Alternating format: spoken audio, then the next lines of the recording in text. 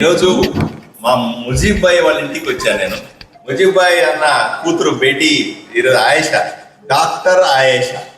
నేను మొన్ననే చెప్తా ఉన్నాను, నాకు చాలా సంతోషం వేస్తుంది ఇలా చూసినప్పుడు.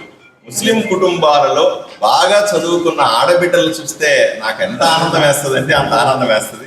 తప్పనిసరిగా ముస్లిం సమాజాన్ని అందరికీ కూడా చేతులెత్తి మొక్కుతా ఉన్నా, అందరికీ విజ్ఞప్తి చేస్తా ఉన్నా, ఇంట్లో ఆడబిడ్డలు చదివించండి. ఆయేషాని ఆదర్శంగా తీసుకోండి. చూడండి, ఒక డాక్టర్ అయిపోయింది, వాళ్ళ నాన్న కూడా చెప్పాడు పెళ్లి చేస్తా ఉంటే లేదు ఇంకా చదవనియండి అంటున్నాడు.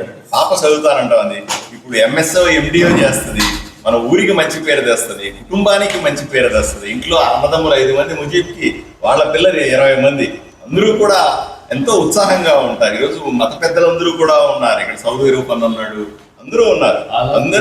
అందరి సమక్షంలో చెప్తాను, మనం అందరూ చేయాల్సింది ఏంటంటే ఆదోనిలో కానీ, కర్నూలులో కానీ, ఆంధ్రప్రదేశ్లో కానీ ముస్లిం ఆడబిడ్డల్ని బాగా చదివించాలా అనే మనం ప్రత్యేక కార్యక్రమం తీసుకుంటే ఈ సమాజమే లేదా ఈ మతంలో ఆచరించేటువంటి ముస్లింస్ అందరూ కూడా ఎంతో గొప్పవాళ్ళుగా తయారవుతారు భవిష్యత్తుకు అని నేను మనస్ఫూర్తిగా నమ్ముతాను.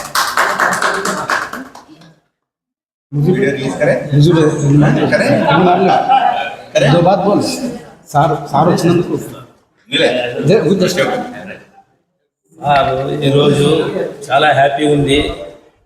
పెద్దలు వారు ఎలక్షన్ బిఫోర్ మా ఇంటికి వచ్చింది, మరి తిరిగి ఈరోజు ప్రతి దగ్గర చాయ్ పే చర్చకు పోయినారు కాదు సార్, ఈరోజు సేమియా పే చర్చకు ఈరోజు మా ఇంటికి రావడం జరిగింది.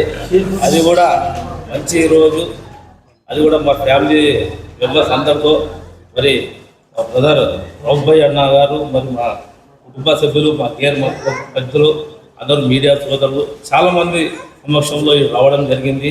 సార్కి మా ఫ్యామిలీ తరఫున, ఆ తరఫున ప్రత్యేక ధన్యవాదాలు తెలుపుతున్నాం sir. Thank you so much sir. Mujeeb Bhai